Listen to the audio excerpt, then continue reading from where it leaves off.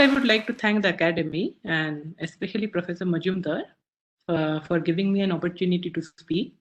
So I'll talk about unique continuation for elliptic and parabolic equations. And this turns out to be one of the fundamental and basic properties of functions, or in say particular solutions to equations. And it shows up very prominently in a variety of problems that lies in the crossroad of analysis and geometry. So first I will recapitulate some basic notions, some of it which we would have seen in high school.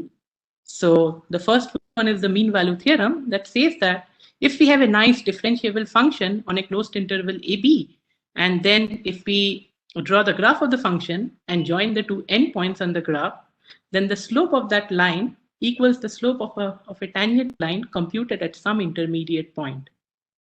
So this is the statement of the mean value theorem. So this can be rewritten, say, in the following manner. So this can be rewritten in this manner. And now if this mean value theorem is iterated, but not in the most obvious way, then we have the following polynomial expansion of any smooth function. So the coefficient of these polynomials equals the derivative computed at the point A, and this is referred to as the Taylor series, Taylor expansion of the function at the near the point A. Now, even in higher dimensions, suppose we have that the function depends on several variables. So what we can do is that we can look at one particular direction, and in that particular direction, we can treat it as a one-dimensional function. So if we then use the one-dimensional Taylor expansion to the new function, we arrive at the following Taylor expansion in several variables. So there are a few notations over here. There is this alpha is the multi-index where each of the alpha 1 to alpha n are integers, positive integers, and modulus of or non-negative integers, and mod of alpha is the summation of these alpha i's. And by d alpha of u, I mean you take x1 alpha 1 derivatives of x1, alpha 2 derivatives of x2, up to alpha n derivatives of xn with respect to xn. And for a vector x to the alpha means the product of xi to the alpha I. So this is the multidimensional Taylor expansion, which essentially is a byproduct of the one-dimensional Taylor's formula. So in a way, the Taylor expansion expresses, as I said, that a smooth function near a point A grows precisely like a power of a polynomial, right? And now if we write down this Taylor expansion in the order of increasing order of the polynomials, what we see is that the degree of the first non-zero polynomial in the Taylor expansion corresponds to the first integer k, such that dk of u is not equal to 0. So the first non-zero non-vanishing derivative of u at the point A. In the case, suppose the function is smooth, and if all the derivatives of u vanishes at that point, then we just get consequently that the function decays more than any order polynomial, right? Because if we go back, we see that all the derivatives have to vanish at that point. So this takes us to the notion of vanishing to infinite order. So we say that a function vanishes to infinite order at a point x0 if it decays more than any order polynomial. So we already saw for a smooth function that if all the derivatives of the smooth function vanishes at that point, then the function has to decay more than any order polynomial. And it turns out even the converse is true, and that requires a little bit of work to show, however, but it's not very hard, because if you know that there is some k that where the derivative doesn't vanish for some k, then you would know that the function has to grow at least like order to the k.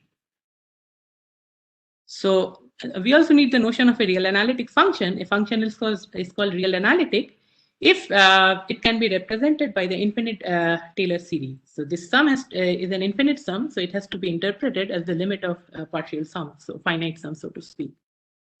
Now, it is not very difficult to see that if all the derivatives of a real analytic function are 0 at some point in a connected region, then the function is identically 0. The reason being, this is quite a standard argument, because if I have that all the derivatives vanishes at a point, then in a small neighborhood it has to vanish, and then by a chain of ball argument I can propagate the 0 set. And again, I mean, this argument has a bit of a flaw, that in the sense that when I take the chain of the balls may just shrink, because there is no guarantee that the neighborhood where you can Taylor expand is uniform across the point. This can be fixed by standard point set topological arguments. I will not go into the details of that. So now we define the unique continuation property for a partial differential operator. But prior to that, by partial differential operator, I mean when you have an expression which is some combination of derivatives, and this can, in its most generality, can be expressed in the following manner, where these coefficients are dependent on the variable that we consider. And then we say that an operator is said to have the strong unique continuation property, which I will abbreviate as SUCP, if non-trivial solutions to LU equals to 0 cannot vanish to infinite order at any point in the domain. An obvious example would be the Laplacian, which is defined to be the trace of the Hessian, in which case we know that the solutions are real analytic. Solutions are which are called the so-called harmonic functions. They turn out to be real analytic. And once we know the solutions are real analytic, then the strong unique continuation follows from the real analyticity of the solution. So at that point, the PDE becomes irrelevant. So therefore, the question of strong unique continuation, or unique continuation in particular, is more interesting in situations where the operator does not admit real analytic solutions. So I'll just mention some known results in the context of elliptic and parabolic equations. So for uniformly elliptic operators of this type, where the principal part is Lipschitz, that is the commanding part, and the lower order terms are bounded, and these kind of equations, for instance, arises when we take Laplace-Beltrami on a manifold, and then by a certain conformal change of coordinates, one can easily generate these lower order terms. So they arise very naturally. So for such equations, strong unique continuation was first established in the early 1960s by Aronzine, Krzyzewski, and Sarsky using the so-called Kaleman estimates. And these are the weighted versions of the so-called Sobolev-Poincaré type inequalities. And Sobolev-Poincaré type inequalities are those where you are able to estimate the function in terms of some combination of derivatives. So these Kaleman inequalities look like this. And the important new feature of these estimates, as opposed to the regular Sobolev estimates, is that the constant C is uniform in alpha as alpha becomes large. As alpha goes to infinity, this constant can be chosen independent of alpha. Because finally, when you apply it in the context of unique continuation, so this alpha, in a way, is a measure of the vanishing order of U. And in unique continuation problems, you assume that the function vanishes to infinite order, or the solution to the equation vanishes to infinite order. So in the end, you have to let this alpha go to infinity. So this constant has to be uniform. And from a slightly different perspective, this inequality like this over here can also be thought of as an expression of the positivity of the operator, which is kind of, and this positivity character is uniform with respect to these singular weights. And a slightly different approach to unique continuation came up in the work of Fred Almgren, who discovered a remarkable monotonicity formula for Q-valued harmonic mass in his study of regularity of mass minimizing currents. So in the context of the one harmonic equation, which is the Laplace equation, what it says is that for a harmonic function at a given scale R, if you look at R times the energy, which is the integral of the gradient square, divided by the height function, which is the integral of U square over the sphere, then it is a monotone increasing function as a function of R. So once it is monotonically increasing, in particular, it has a limit at the origin.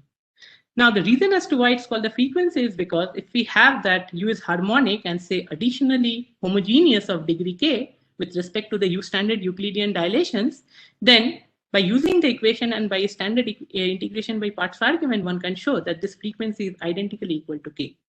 And in general, for a harmonic function, now that we know it is real analytic, you can Taylor expand it into harmonic polynomials, and the limit of the frequency at the origin, thanks to the fact that it's monotonically increasing and therefore has a limit at the origin, captures the degree of the first non-zero harmonic polynomial in the Taylor expansion.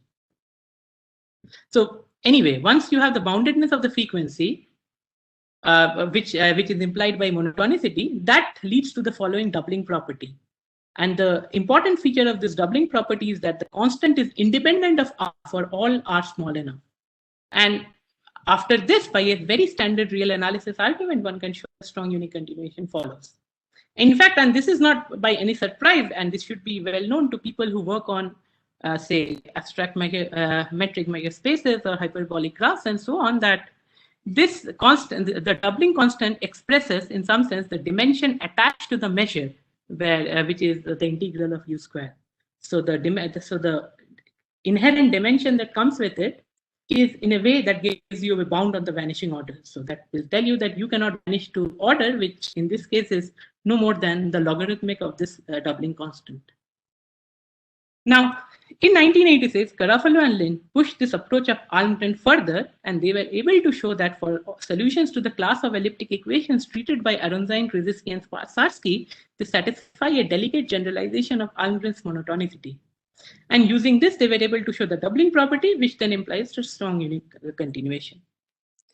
And strong unique continuation, as it turns out, so the class of equations that they treat have Lipschitz principal part, and that is sharp in view of very deep counterexamples due to Plish and Miller, who showed that strong unique continuation fails when the coefficients are Helder continuous for any alpha less than 1. And for those who would be knowing some bit of PD, so all these uniformly elliptic operators, what they have is the Harnack property, the Harnack inequality.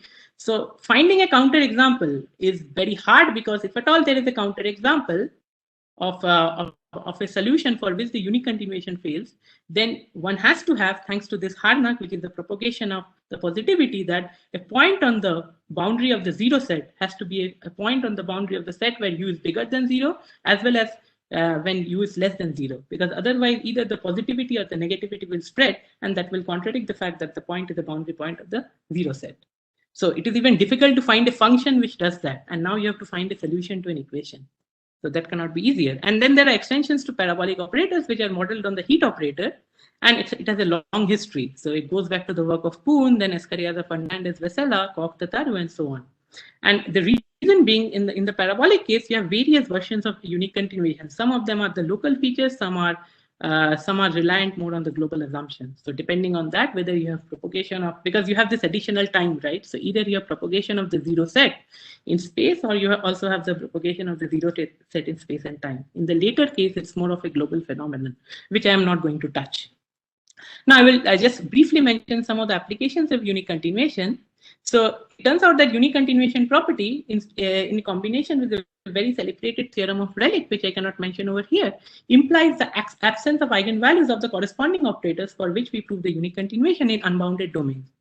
And this is a fundamental relevance in quantum mechanics. I mean, this shows that absence of embedded eigenvalues in the continuous spectrum. Now, there are also quantitative versions of unique continuation. So what unique continuation says is that a solution cannot vanish to infinite order. And what quantitative versions of unique continuation ask for is that what is the maximal order of vanishing? And in this context, there are results due to Donati and Pfefferman, who showed that if you take an eigenfunction on a compact Riemannian manifold, say the eigenvalue is lambda, then the vanishing order is proportional to square root of lambda. And using this information, and with a complexification, which is like, I mean, what algebraic geometers use as, so to speak, the resolution of singularities, they were able to show that for real analytic manifolds, the surface measure of the 0 set or the nodal set is grows like square root of lambda. And I mean, it turns out that the transition from real analytic to smooth is fairly subtle because of the fact that you don't have this trick of complexification. And there has been some very recent developments in this direction, more recently by Logunov and his collaborators. And unique continuation also has applications to fluid flows. For instance, the backward uniqueness, which I cannot talk about over here, for parabolic operators yield conditional regularity for fluid flows such as the Navier-Stokes. So it turns out that, and this is a celebrated result of Escariaza, Seregin, and Zverak, which says that if a solution belongs to the so to speak endpoint Prodi-Serine class, then the solution to the Navier-Stokes becomes smooth and even real analytic. And finally, I would like to mention that they have major applications to free boundary problems, and this is an aspect which is very dear to me and something that I work on. However, I mean, I would not be able to highlight any such application because this is a fairly technical direction. Now, I will now mention unique continuation for scaling critical lower order terms.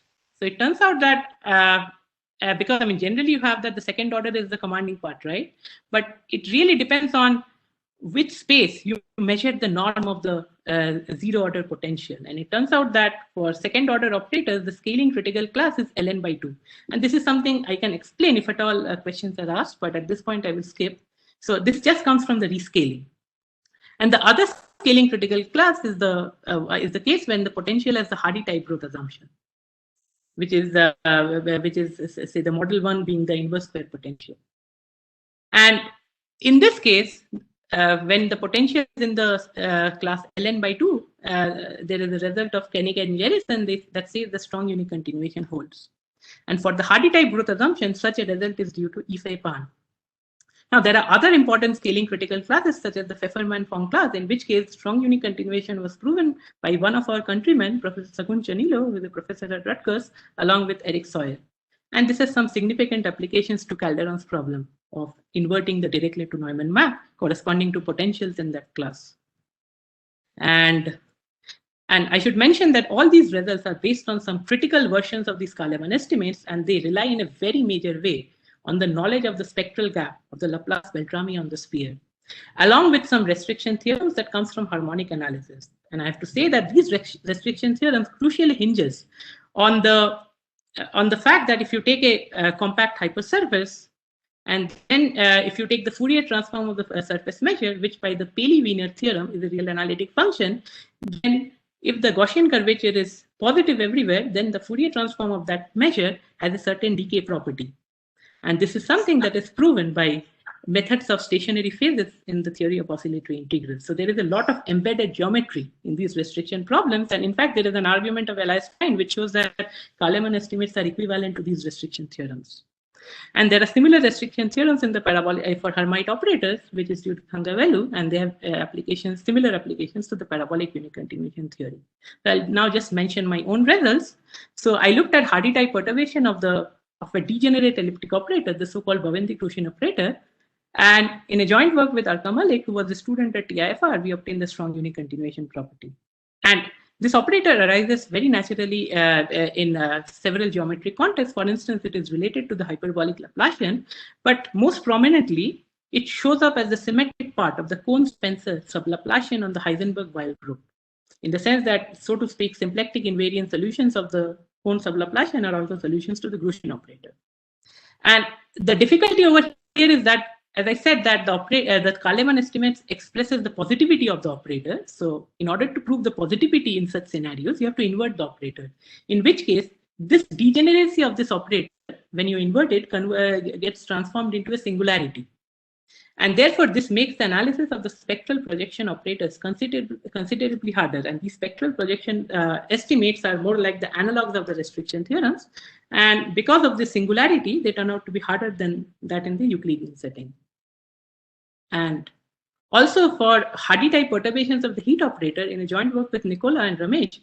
So Nicola was my PhD advisor, and Ramesh was a postdoc at TIFR. We established a strong unique continuation property. So it turned out that the result of Yifei-Pan, or the parabolic version of the result of Yifei-Pan, was not known.